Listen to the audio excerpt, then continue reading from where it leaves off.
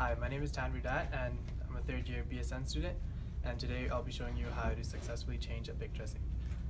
So after reading the physician's orders, I see that this client needs her Picc dressing change, and it's been 7 days, so it's appropriate.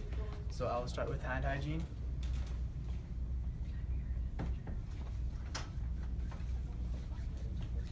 Knock knock. Hello. My name is Tanvi Dat and I'm a third year nursing student. How are you doing today? Good, thank you. Today I'll be changing your Picc dressing. This will be her arm. Are you familiar with this dressing change? Yes, I am. Okay, so basically it'll take about 20 minutes. So do you need to go to the washroom or anything before we get started? No, I don't, but thank you for asking. All right, great. And because this is a longer procedure, I'm going to be putting a pillow under her arm to promote comfort. And also this is a sterile procedure, so I'm going to ask you to look away and try not to cough. And I can walk you through the steps if you like. Maybe just a brief description of what you're going to be doing, please.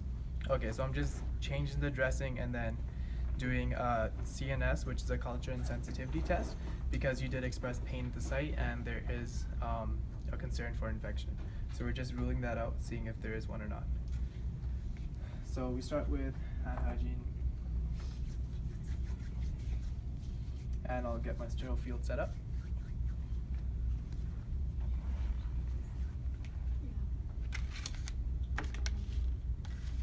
So I gathered all my supplies. Got the culture and sensitivity, got the two saline flushes, alcohol swabs, and chlorhexidine swabs.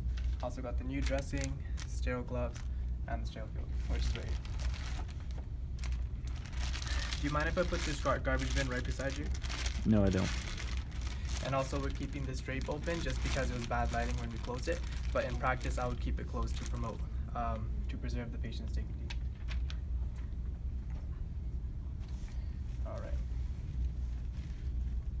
So I'm being aware of the 1-inch border. I broke sterile technique because I touched it and got my forceps there too, but I'll be cognizant not to do that in real practice. No. So keeping in mind that's sterile field.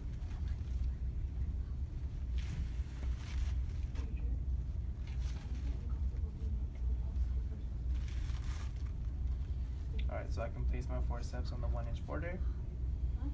And here I'll get my chlorhexidine wipes ready. And we just open it halfway because studies have shown that the bottom part of the swabs is unsterile. So we'll get this ready for the cleaning process.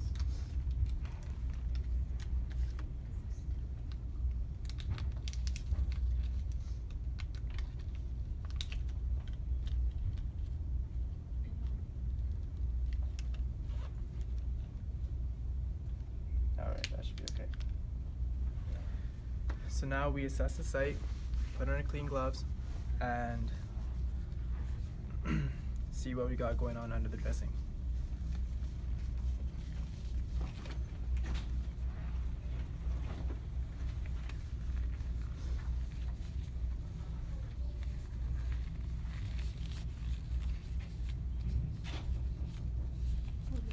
Okay, so now we got to be sure to pull up and away to make sure we don't dislodge the catheter.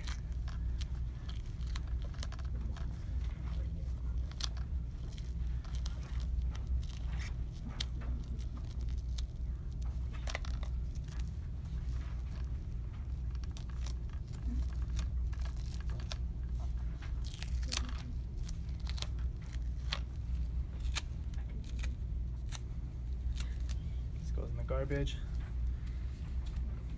Alright, so again, up and away.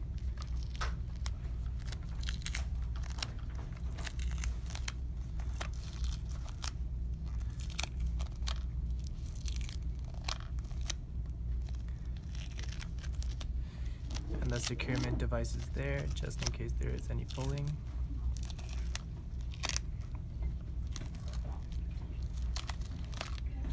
And we gotta be sure not to touch our gloves underneath this thing because it is a sterile environment underneath the Tegaderm dressing.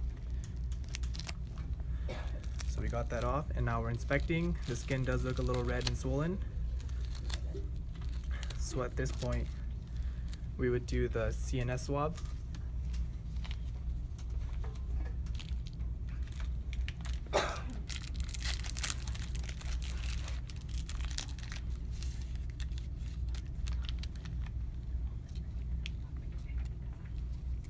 And this is a clean procedure. So we would just swab it in a semicircle. And then we'd name and date it after this procedure is done. We can pop it back in here for now. Alright, so now that's done, I'm gonna take my clean gloves off.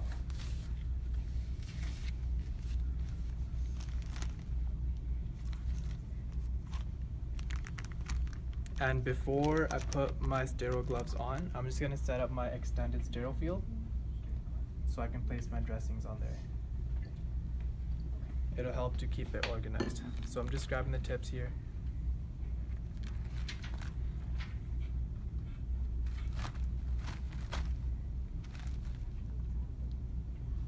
Placing it like that.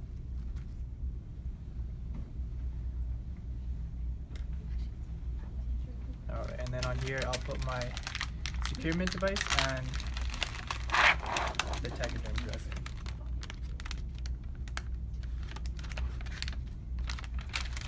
And that's within the 1 inch border, so we're okay. And now I'll proceed to put my sterile gloves on. You still hanging in there all right? Hey, you're doing great, thank you. All right, that's good.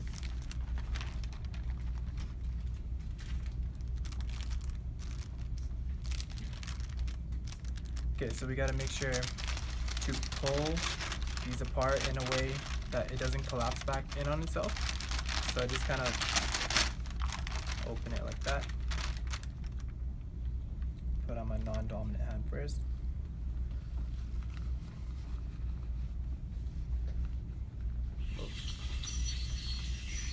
There we go.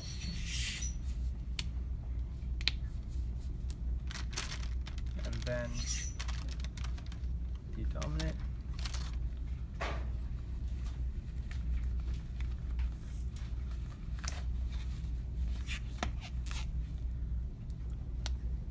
Alright, so now we would go ahead and remove the securement device.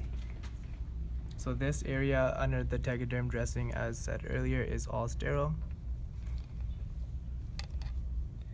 So we'd remove that part, unlatch the blue tab, which is connected with a little sticky, and being sure not to dislodge it.